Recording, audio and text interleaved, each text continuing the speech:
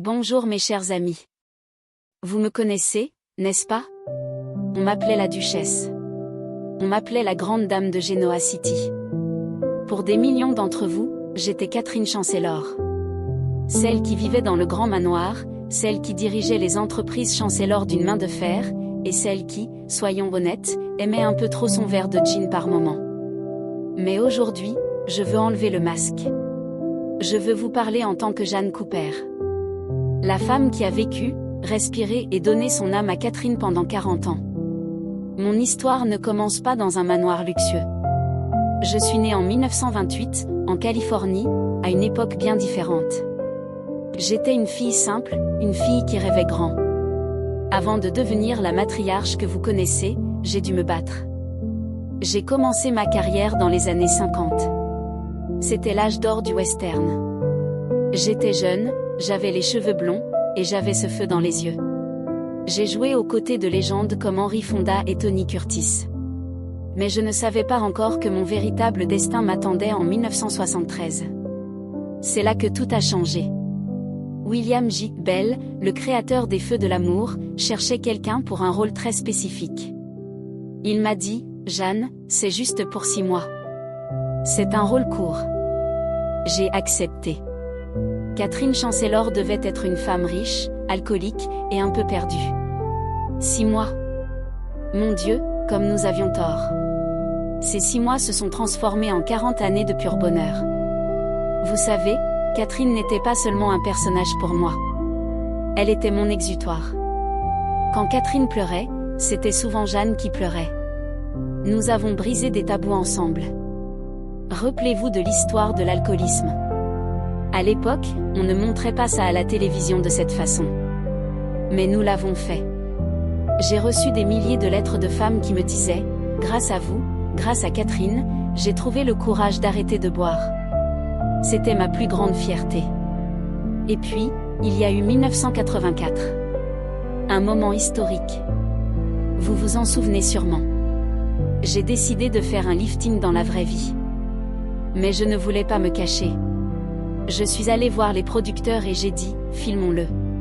Intégrons-le à la série. Ils ont cru que j'étais folle. Mais nous l'avons fait. Catherine Chancellor a subi son opération à l'écran, pendant que moi, Jeanne, je subissais la mienne dans la réalité. C'était de la télé-réalité avant même que ce mot n'existe. C'était cru, c'était vrai, et vous avez adoré.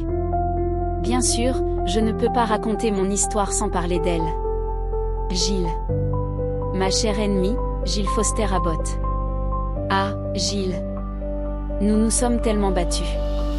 Nous nous sommes giflés, nous nous sommes jetés des gâteaux à la figure, nous nous sommes disputés le même homme, Philippe Chancellor.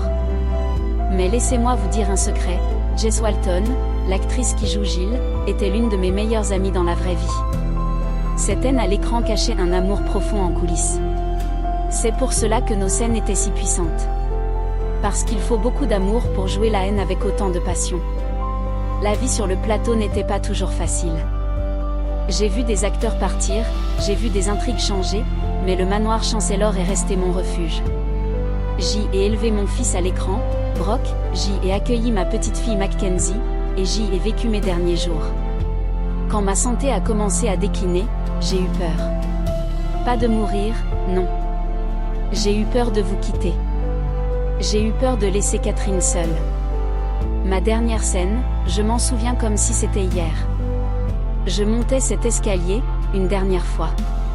J'ai regardé Gilles, et je lui ai dit adieu sans le dire. C'était la fin d'une époque. Je suis partie en 2013. Mais regardez autour de vous. Genoa City vit toujours. Catherine vit toujours à travers chaque souvenir, chaque rediffusion, et surtout, à travers vous, les fans fidèles. Vous avez fait de moi une légende. Vous m'avez laissé entrer dans vos salons tous les jours pendant 4 décennies. Alors, la prochaine fois que vous regarderez les Feux de l'amour, et que vous verrez mon portrait accroché au-dessus de la cheminée dans le salon Chancellor, faites-moi un petit clin d'œil. Souvenez-vous de la femme qui aimait rire fort, qui aimait se battre pour ce qui est juste, et qui vous aimait plus que tout. C'était Jeanne Cooper. C'était Catherine Chancellor. Et c'était notre histoire. Merci d'avoir regardé. Merci de ne jamais m'oublier. Au revoir, mes chers amis.